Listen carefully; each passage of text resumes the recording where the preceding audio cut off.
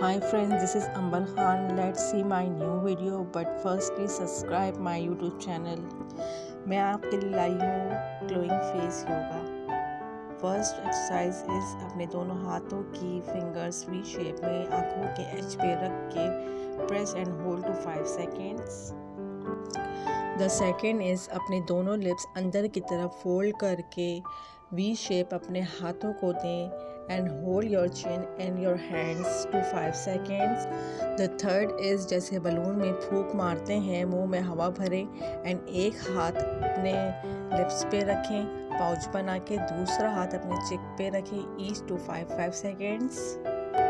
So friends, this is glowing face yoga for 3 steps. आज तक के लिए बस इतना ही। Do this face glowing yoga exercise daily each to 5 to 10 seconds.